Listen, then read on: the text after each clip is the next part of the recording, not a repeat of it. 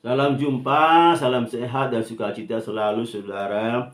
Bisa sama-sama kembali kita renungkan topik firman Tuhan yang itu seri yang kedua, yaitu topiknya berjaga-jaga. Karena ini hari Selasa, hari kedua, maka seri kedua dengan topik yang sama mengikuti khotbah hari Minggu. Markus 13:33 sampai 37. Hati-hatilah dan berjaga-jagalah, sebab kamu tidak tahu bila mana waktunya tiba. Dan halnya sama seperti seorang yang berpergian, yang meninggalkan rumahnya dan menyerahkan tanggung jawab kepada hamba-hambanya, masing-masing dengan tugasnya, dan memerintahkan penunggu pintu supaya berjaga-jaga. Karena itu berjaga-jagalah, sebab kamu tidak tahu bila mana tuan rumah itu pulang, menjelang malam atau tengah malam atau larut malam atau pagi-pagi buta, supaya kalau tiba-tiba datang jangan kamu didapatinya sedang tidur. Apa yang kukatakan kepada kamu, kukatakan kepada semua orang, berjaga-jagalah. Saudara, Markus 13:33 sampai 37 ini ada 4 kali kata berjaga-jaga diulang, saudara. 4 kali. Itu berarti suatu penegasan, memberikan perhatian kepada kita umatnya, supaya kita pada posisi itu, saudara. Jangan kita tidak pada posisi itu, supaya kita berjaga-jaga.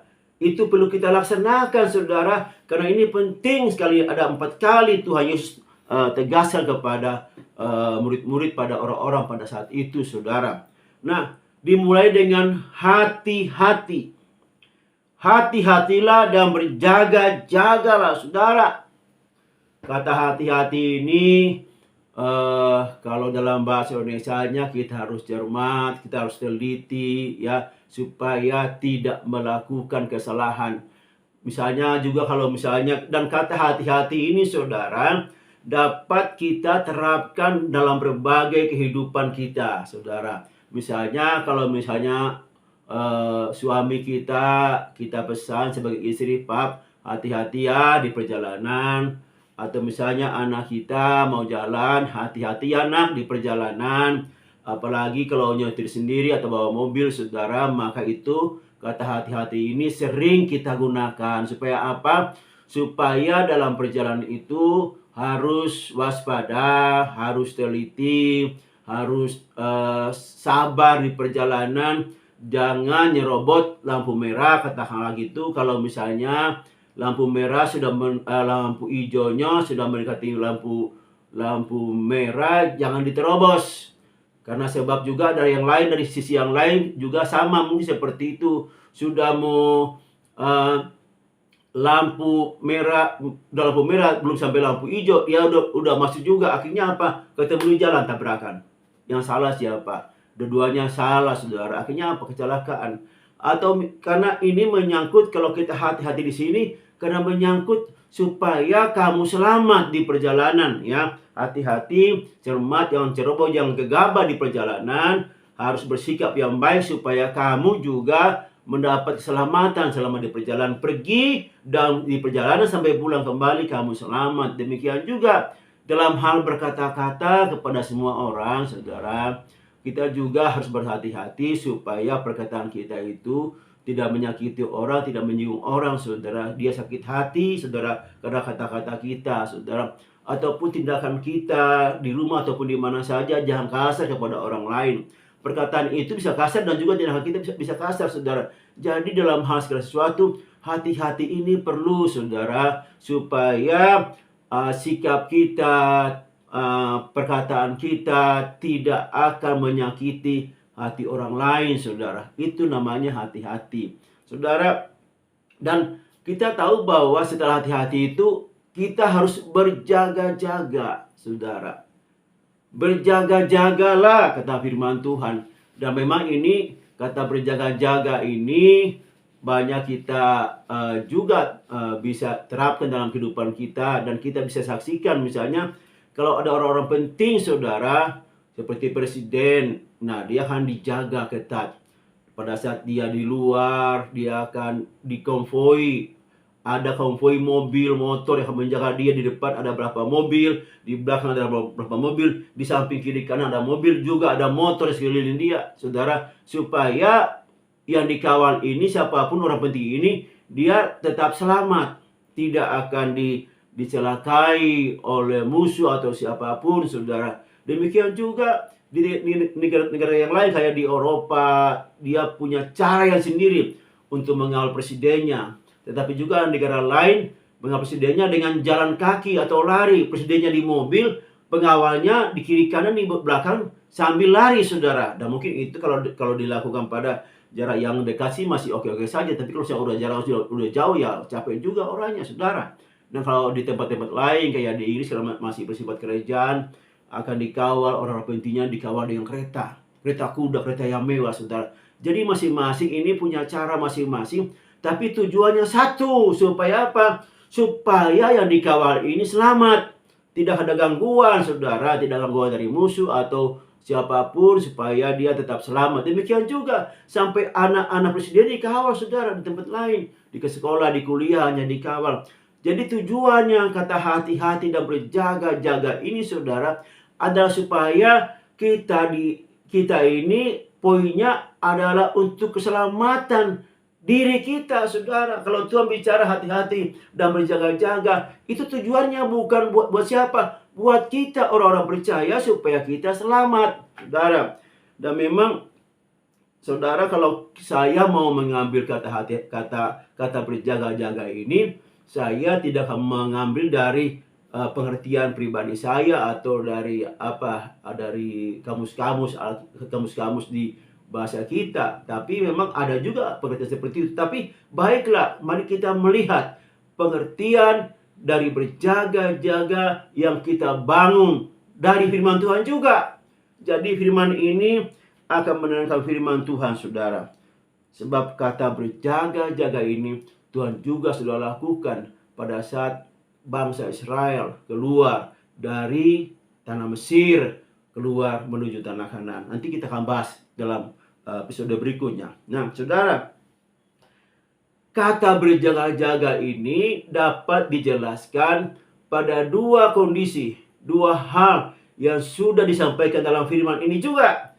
Mari kita membaca Matius 24 ayat 42 sampai, coba saya lihat, 42 sampai 44, ya. Karena itu berjaga-jagalah, sebab kamu tidak tahu pada waktu hari mana Tuhan datang.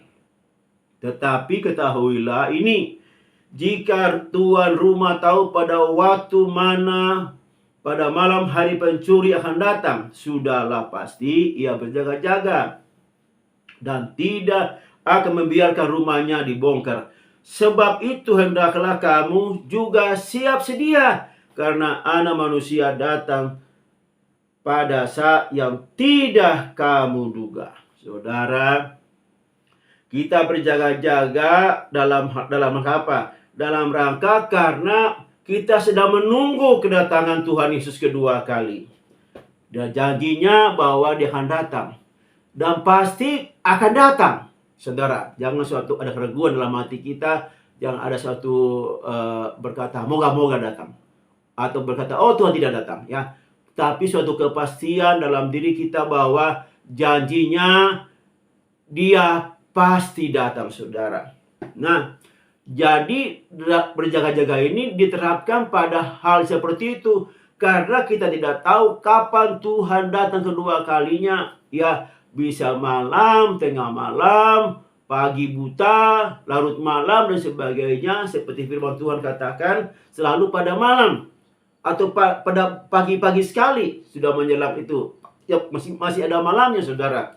Nah, dikatakan dalam Matius 24 tadi, saudara. Nah, ayat 44, sebab itu hendaklah kamu juga siap sedia, karena Anak Manusia datang pada saat yang tidak kamu duga-duga. Saudara, Jadi kata berjaga-jaga ini adalah kita harus siap sedia. Itu pengertian yang pertama. Saudara, berjaga-jaga artinya kita harus siap sedia. Seperti kita menjaga rumah kita dari pencuri yang akan datang, saudara, maka kita akan mempersiapkan diri kita, saudara. Jangan sampai rumah kita dirampok. Tapi Tuhan bukan pencuri, saudara. Dia cuma memberikan pengertian seperti apa engkau berjaga-jaga. Engkau harus siap sedia. Sebab suatu saat Tuhan datang, saudara. Nah, kesiapan dari kita itu perlu, saudara. Karena kalau misalnya Tuhan datang dan kita ketahui, kita tidak perlu bersiap-siap hari-hari ini. Oh, Tuhan datang nanti minggu depan. Gak usah. Tapi nanti kita setelah ini kita bisa berjaga-jaga. Jadi kita bisa atur-atur berjaga-jaganya, saudara. Tapi masalahnya kita tidak tahu. Masalahnya kita tidak tahu bahwa Tuhan akan datang dan pasti akan datang. Nah, jadi kata berjaga-jaga pengertian pertama, kita harus siap sedia. Artinya apa? Kita siap sedia menyongsong Dia, saudara. Kita siap sedia kalau pencuri itu datang, saudara. Ini dalam hal kondisi seorang pencuri yang datang. Artinya apa? Kita siap. Kalau pencuri itu datang, kita akan melawan. Kita akan membuat dia untuk lari dan tidak bisa jadi merampok rumah kita, saudara. Nah, saudara, demikian juga kedatangan Tuhan Yesus itu tidak kita ketahui, tapi kita sudah siap sedia. Siap sedia, kapanpun Tuhan datang, saya sudah siap. Saya sudah siap untuk diangkat. Saya sudah siap. Saya tidak tertidur, Tuhan. Saya siap, Tuhan. Saya tidak tertidur. Saya tidak terlelap, Tuhan. Saya siap untuk menyongsong Engkau kedua kali. Siap sedia, saudara. Waspada. Selalu waspada. Dan ada perhatian yang khusus. Karena kita sedang menyongsong Raja dan Raja yang tiba-tiba datang. Karena ini menyangkut keselamatan kita. Jangan sampai pada saat Dia datang kita tidak siap. Kita lengah, kita kecolongan, kita tertidur. Maka kita akan tidak terangkat. Karena kita tertidur, kita tidak siap sedia, saudara. Nah, kemudian kata berjaga-jaga yang kedua, saudara. Saya bisa ambil dari Matius 24. Ayat 45 sampai 47. Siapakah hamba yang setia, yang bijaksana, yang diangkat oleh tuannya atas orang-orang untuk memberikan mereka makanan pada waktunya? Berbahagialah hamba yang didapati tuannya melakukan tugasnya itu ketika tuannya itu datang. Aku berkata kepadamu, sesungguhnya tuannya itu akan mengangkat dia menjadi pengawas segala miliknya. Haleluya, saudara. Maka kita akan memberikan pengertian berjaga-jaga ini adalah tetap setia melakukan pekerjaan. Saudara, yang pertama kita punya pengertian berjaga-jaga adalah siap sedia. Dan yang kedua ini adalah kita tetap setia melakukan pekerjaannya. Jadi kita tidak diam, saudara. Selama Yesus belum datang, kita tetap dalam pekerjaan Tuhan. Kita tetap setia dalam pekerjaan Tuhan. Melakukan pekerjaannya di bumi ini, jangan diam. Itu artinya kita sedang mempersiapkan diri kita untuk kedatangan Dia kedua kalinya. Tidak diam, karena kita bekerja untuknya. Kita melayani Tuhan dengan cara melayani orang-orang yang Tuhan sudah percayakan. Kita melayani Tuhan dengan cara pergi beritakan Injil keselamatan ini kepada banyak orang, saudara. Yohanes 9 ayat 4. Kita harus mengerjakan pekerjaan Dia yang mengutus aku. Selama masih siang akan datang malam, di mana tidak ada seorang pun yang dapat bekerja. Saudara, Tuhan Yesus dikatakan, apakah pada malam, tengah malam, menjelang malam, saudara, atau pada pagi-pagi buta. Kalau ini sudah datangnya malam, saudara, kita tidak bisa bekerja. Selama masih ada siang ini, atau selama Yesus belum datang, selama masa anugerah ini, saudara, saudara dan saya harus bekerja untuk melakukan pekerjaan Tuhan. Saudara, jadi berjaga-jaga yang pertama kita siap sedia, yang kedua pengertiannya kita tetap setia melakukan perintah Tuhan dalam hidup kita, yaitu beritakan keselamatan ini, karena ini adalah perintah utama dan ini harus menjadi jiwa hidup kita, menjadi gaya hidup kita, saudara. Demikianlah firman Tuhan. Diberkatilah semua orang yang mendengarkan renungan firman Tuhan ini. Haleluya.